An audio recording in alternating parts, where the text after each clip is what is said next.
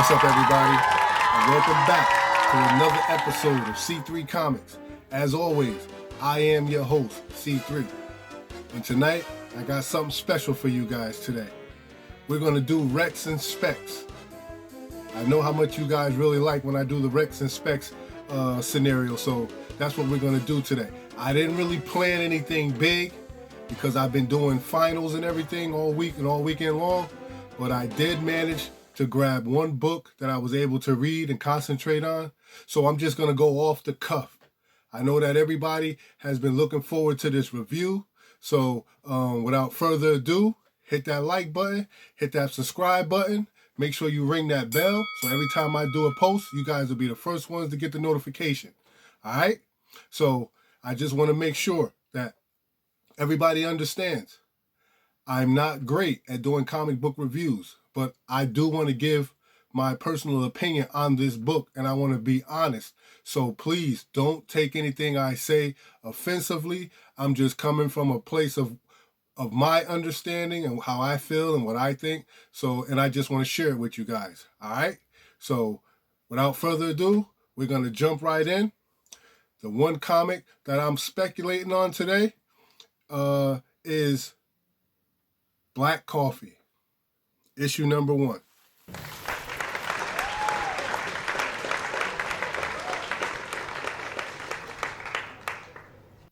And I got to tell you, I'm recommending that people read this book because it's starting off as a good read. I had a lot of,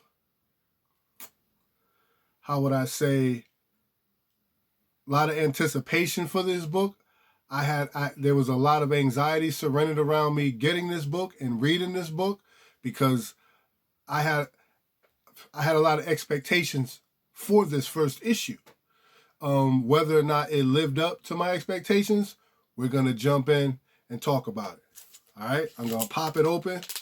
Please, all my classic comic book handlers, don't get on me because how I'm opening up this comic, I know, trust me, but, real quick, and the tape doesn't bother it, So, we got Black Coffee, ladies and gentlemen, and this book is it's created by Patrick Foreman and Brian Hawkins, and the script is written by Brian Hawkins, and the art is done by Marco Perugini, and the letters is done by Francisco Zamora, right?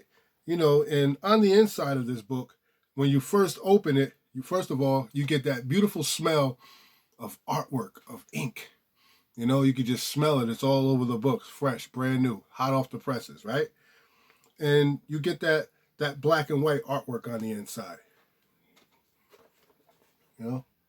which is not bad at all, So I looked at it, but when, my first impression opening the book, I was like, interesting, okay, black and white.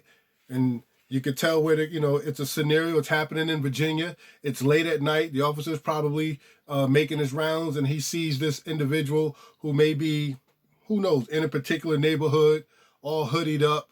You know what I mean? And so he wants to make a stop. He walks up behind the person. The person has his back to him. He tells the person to stop and turn around. And all things go sour from there, right? The individual turns around.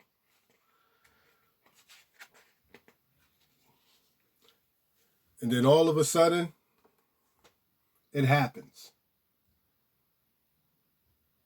And we've seen this happen all too many times out on the streets, in the black community, in these city neighborhoods, in these urban neighborhoods, and happening to a number of youth and adults in the black community.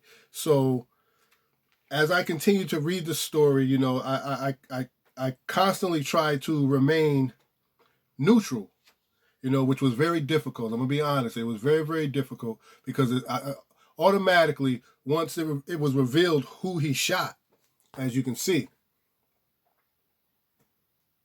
if you can see it there, once it was revealed who he shot, which was a white woman with a hoodie on, emotions just immediately start going crazy. But I continued to read it, and I enjoyed the story. I like the dad in this book. I like the dad because he does. I can just imagine, the individual just saying what he was saying from that perspective. Like he just wanted to make it go away. It seemed like this individual had more concern about his money rather than the offense that took place.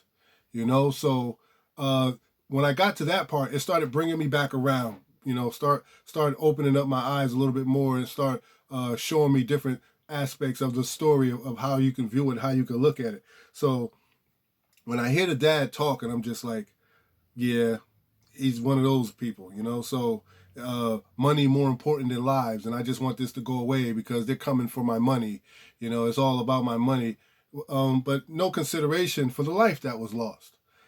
So I looked at it from that angle too, and he has a daughter, and you can tell this is a high-powered family. This is a high-powered family. Mom, you can tell the wife, the daughter, like they're all lawyers. They have this thing that they've been building what they've been building for 400 years, and they made all this money, and they have what they call this saying, this philosophy for themselves, and it's called black cotton. Very, very interesting to dive a little further into that and see where that's coming from. But you have the young daughter who the father is telling her that he wants her to make this go away. He wants her to handle it, and he wants her to handle this stuff quick because he's tired of hearing about it, and it's making him very, very nervous. So the young lady, assures her dad that she got it. She's going to take care of it. She's going to make it disappear, But then here on the private jet plane, because yes, they have a private jet plane, you have the wife also who was on the phone, and she's talking about it, and she's letting people know that I'm coming back to town and I'm going to take care of it myself. So she must be the big lawyer in the family, and she's on her way back in the private jet. One thing I like about this, I love the artwork and I love the depiction of the characters. I had a conversation with a buddy of mine's in the comment section. Peace, Chillmonger. What up, homie? I see you. And he had a lot of good information on this book as well. And one thing about me is I respect everyone's opinion because everyone is entitled to their opinion, But for me, I like the artwork. Chill. I like how the artist is showing the line work, and he's portraying the voluptuousness of the women, and their hair is in different styles. I've seen these styles on the black women, so it's not necessarily stringy hair, but when a woman puts a perm in her hair, it is straight like that, and they can do all sorts of things with it. Mainly one of these little wraps, these little bobs like she has in the back. So I thought that was pretty cool, because I looked at it and I was like, wow, mommy sexy sitting on that plane like that. So I like the line work. I like the shading. I like the colors. I can see the attitude in her face. I could see the urgency of her being on the phone. You know what I mean? You got the son sitting on the side over there. He's on the phone and he wants nothing to do with nothing. He just like, it's always about business with them. And his mind is in a whole nother world. And you could tell. All right. So, excuse me. So, one thing that caught my attention most on this, and I really, really struggle with this, and please don't feel any type of way, but I struggle with this for a little bit because they have this page here, and I'll show it to you, where they reversed the Black Lives Matter with the White Lives Matter, and but it also helped me see, like how would it be if the shoe was on the other foot, if it was going the other way. And going back to what my boy Chill said, it's not that the creator didn't use much of an imagination, but what they did was they just took a scenario that has been plaguing our society for so long and for too long, and they just flipped it just to give another perspective. So to challenge people to think, what if it was the other way around? How would we be reacting? What would it be our initial reaction toward it? And from my perspective, what I get from it is no matter what side of the coin you on, it's just unacceptable.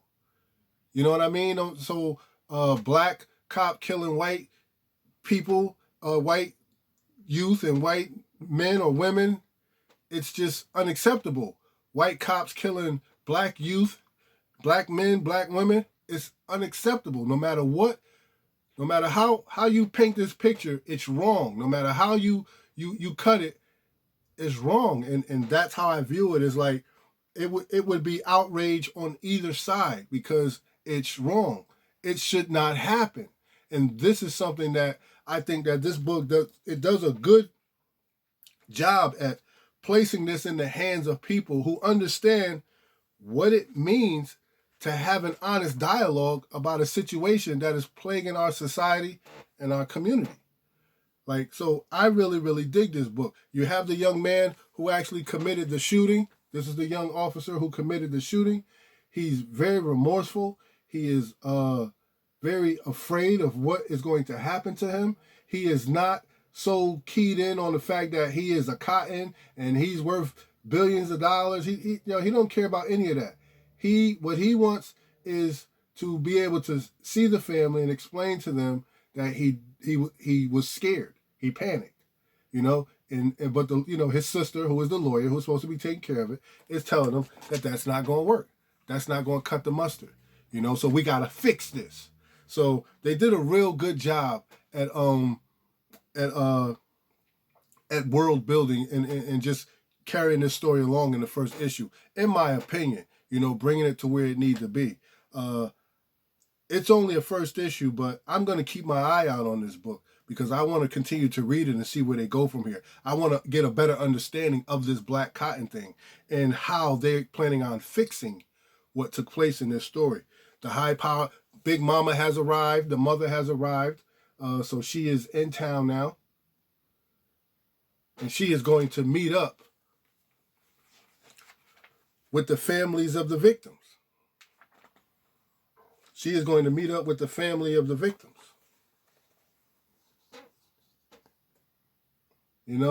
First thing she does when she walks through the door, she offers her condolences, but then she jumps. The family says, "We don't want your sorry." She's like, "Well, I'm going to give it to you anyway." And she says, "Sorry." And then she immediately jumps right down to business. So, what's it going to take? She wants to know, what's it going to take to make you people go away? And first of all, when it comes to language and dialogue like that, I really don't like when people talk to other people like that. You people, very disrespectful, very, very inhumane. No regard for other people, no respect, so Black Cotton. Man, Black Cotton. Very, very interesting book, in my opinion. Not as simple as some would like you to think. You have to be willing to look past the simplicity of this book. You have to be willing to look past the simplicity of it and understand, or at least what I believe that the author and the artist are trying, what they're trying to portray here. What image are they trying to portray? And what are they trying to challenge us? In which areas are they trying to challenge us in? So Patrick Foreman and Brian Hawkins, kudos to you guys for putting together a really nice first issue of Black Cotton. I really enjoyed this, and I do recommend that you guys read it. Read it and let's dialogue, man. Let's talk about it. Leave some comments in the comment section, man. Let's talk about it. I ain't afraid to talk about it. I'm pretty fair-minded. I'm open-minded.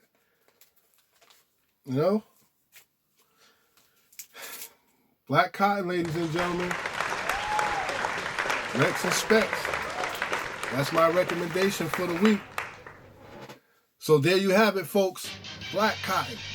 And that's what I thought about it. Listen, if I triggered anybody, I apologize. If I said something to offend anybody, I definitely apologize. But leave a comment down below. We can always talk about it. We could dialogue. If you like it, you don't like it, you hate when stuff, like whatever the case may be. Let's just talk about it. Because everybody has an opinion. Everybody's entitled to speak their own mind. it's still a free country. I don't care what nobody say. All right? So I'm not going to keep you guys. And it was a beautiful thing for me to be able to just talk to you guys about this one particular comic book that came out this week. And I'm real happy and joyful that we were able to do that.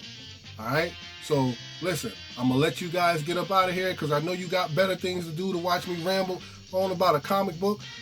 But I really appreciate you guys every time you stop in and check out the channel, and every time you hit that like button. And I appreciate all my new subscribers. And listen, not for nothing, new comic book day, pay attention because I'm going to announce the winner of the Keep It Comics giveaway. All right?